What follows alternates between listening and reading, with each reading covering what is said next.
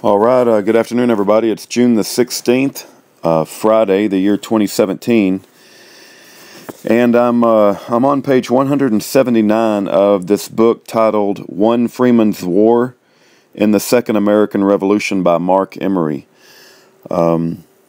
It's only the second book I've ever seen that gives a good depiction of the Montana Freemen, and so I wanted to read it mainly to become more educated about the Montana Freemen and Russell Landers. And it's a very good book on lots of other topics too, but there is a chapter on page 100, near page 179, called the Montana Seven. I thought there was a particular portion of this book that shows how dangerous they were and what kind of threat they posed to the United States, the corporate United States of America. And I thought I would read that just for the record. They also give a long speech around page 177 or 178 as well. It says it was quoted from Wake Up America, Take Back Your Country, but there's no author given. So I want to find that. I don't know if it's a book or a speech, but I haven't found like who gave the speech and who the author is. So I might have to write Mark Emery to find out more about that that particular resource. But anyway, let me read this section that kind of explains how dangerous the Montana Seven was, and this is why they had to put, I think it was it Leroy Schweitzer? They had to put all these guys in jail, and they basically sentenced them to death by prison.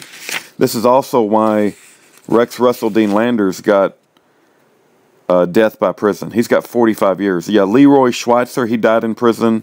Rodney Skirdall, I think he went to prison. You know, there's like lots of these guys. They're very similar to the Bundy situation. But anyway, let's read this section. This was done to cover up. This is talking about bankruptcy of the United States and changing over to fiat currency, you know, not backed by anything. This was done to cover for the fact that FDR, Franklin Delano Roosevelt, made it illegal for people to own gold, whereupon it was turned over to the authorities and given to the private corporation known as the Federal Reserve Banking Cartel, which precipitated our bankruptcy. Now back to the Montana boys. The creation of Justice Township was the first sign of a constitutional Republican form of government this country has seen since March of 1933, when the crime of Franklin Delano Roosevelt's New Steel, I think most people refer to it as the New Deal, but this book refers to it as the New Steel, occurred. The Montana Seven, by reclaiming their common law heritage in the formation of Justice Township, had, in effect, seceded from the corporate federal United States de facto and recreated a toehold for the Republic of the United States of America de jure. These guys, through diligent research and application of the organic law, had, between themselves, reestablished the U.S. of A. They had formed their own township, were operating their own courts,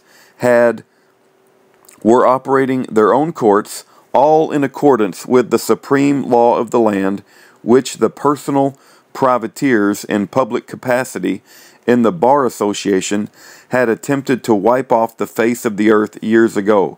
Furthermore, with their knowledge of commercial processes, they could enforce their court decisions, all based on biblical and constitutional law, with commercial, non-judicial liens on the assets and empires of those public officials who would create damages through contempt, violations of their oaths of office, commercial breach of contract, violations of rights, and more ad nauseum. These also could be applied against various entities of government, private individuals, etc. We'll explore more about the liens later.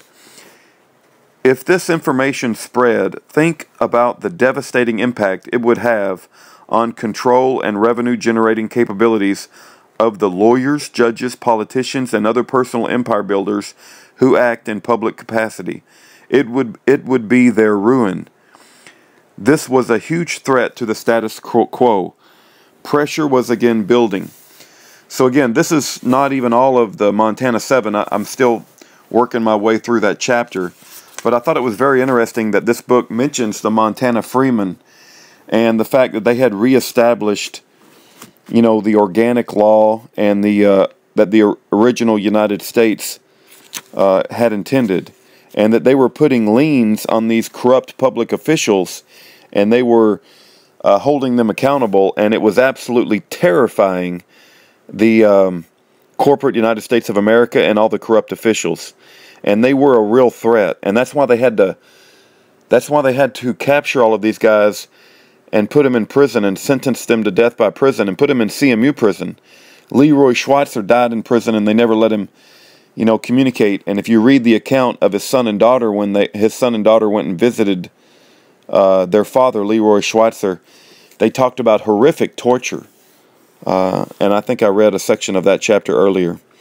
But I'm going to do a book report on this when I finish. I'm probably 60% done. It's called One Freeman's War in the Second American Revolution by Mark Emery. It's a very, very good book, and I'm learning quite a bit. And God bless you guys. Don't forget that the last line of peaceful defense between a tyrannical government and the defendant is jury nullification.